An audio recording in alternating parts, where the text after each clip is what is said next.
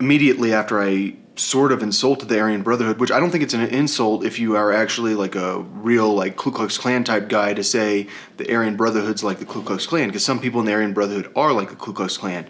But immediately after I said it, I thought, dude, I shouldn't have insulted the Aryan Brotherhood. I'm about to go to prison. This DA is probably, he has a strategy. There's no way that my charges would not be dropped. Like, there's no way I'd still be getting charged if they didn't have a plan and they didn't think they could get me put in prison. So all I'm saying is, like, this DA, according to someone I met recently that works at the DA's office, I met him less than a year ago, they told me that the DA's success rate in prosecuting people is almost 100%. And so they wouldn't be bringing charges against me if they thought it was going to fail. So they think they're going to get me put in prison, and if I get put in prison, I need to be cool with the Aryan Brotherhood. Like, I need to be nice to them because they're a bunch of little pinche baby gangsters that are kind of can be kind of dominant in jail.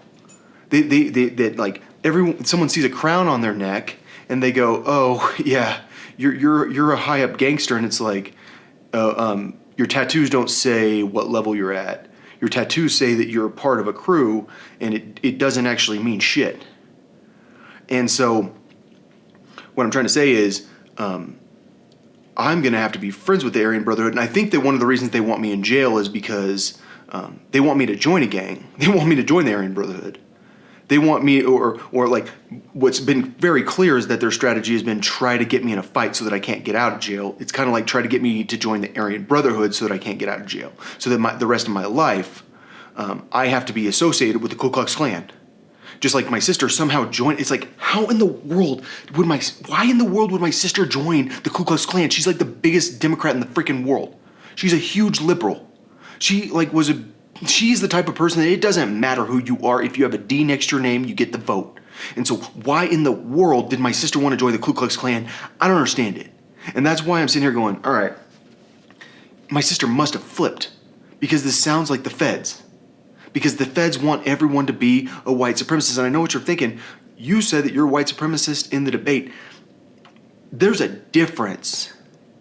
Like, when I say I'm a white supremacist, it means that I think that, like, the people that are planning for the future of our United States, the people that are really strategic about making sure the United States is okay, should be white people. And it doesn't mean that other people can't have voices in there.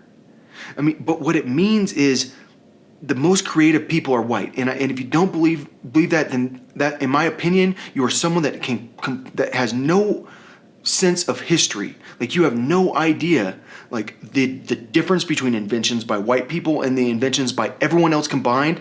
And then when you combine that with thinking about, like, the ratio of white people to non-white people, like, all I'm saying is white people invented everything. And but that doesn't mean I'm a hateful, mean white person. So the last thing I would ever be caught doing is going to a Ku Klux Klan rally. And so what I'm trying to say is, the feds want me to be Ku Klux Klan. They want everyone to be Ku Klux Klan. The feds need a story for their trial. And so they want me to be Aryan Brotherhood. And I think more than anything, they want me to go to prison so that I'm in danger, so that I have to join the Aryan Brotherhood. Because they will figure out a way to put me in danger. Because I have to worry about some little bitch who's from like a little street gang from some obscure city that's not even my city, that's somehow in my city, that has a crew because he is a black person, or he's a Mexican or whatever.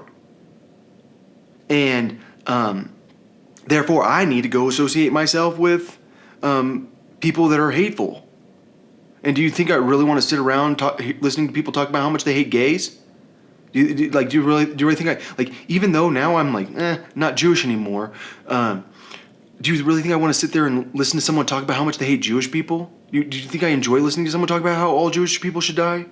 So what I'm trying to say is, I think I need to go get protection from the Aryan Brotherhood, and hopefully people that are high enough up in the Aryan Brotherhood appreciate their drug supply, because a lot of them are probably drug addicts if they're in jail, and hopefully they'll appreciate the fact that my people are where the drugs come from, at least a lot of them, and they will make sure that I'm protected in jail, just like the Sinaloa cartel. Like, hopefully they'll put word out on the street, like, hey, if this guy goes to jail, be cool with him. But, like, it doesn't mean that I really want to join him. Like, I just want to be left alone. Like, I'd prefer to get Lori Laughlin's treatment, where she doesn't have to worry about every single day, all day, this little fucking crip with his tattoos all over his body, tattoos all over his face, constantly trying to fight me every single day, when all I do is keep my mouth shut. I don't even say a word. Every day, my goal is to say as few words as possible in jail, unless I'm talking to someone that apparently is a pedophile, because the pedophiles are going to be nice to you no matter what. You can say anything you want to the pedophiles. They'll be your friends.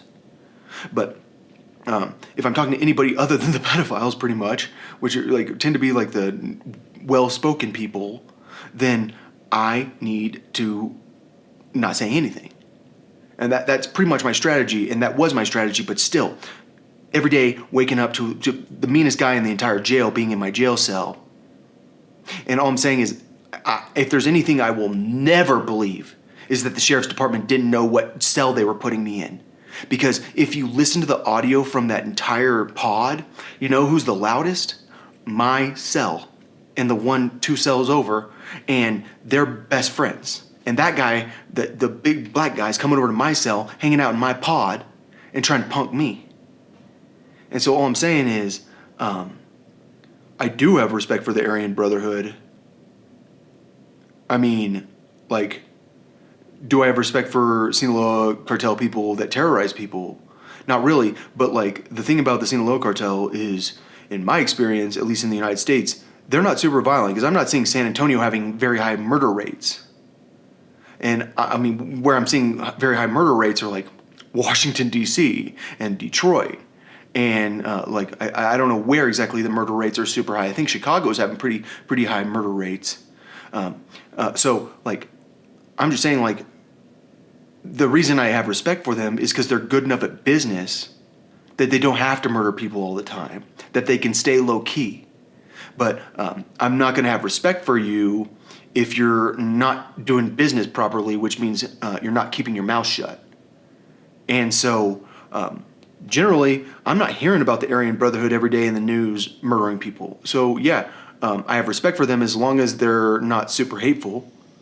I mean, I've said I'm a white supremacist. That's a bad way to say it. I'm someone that believes that I should be in charge, and my people should be in charge, and my wives and my husband should be in charge. I mean, that's who I am. And so,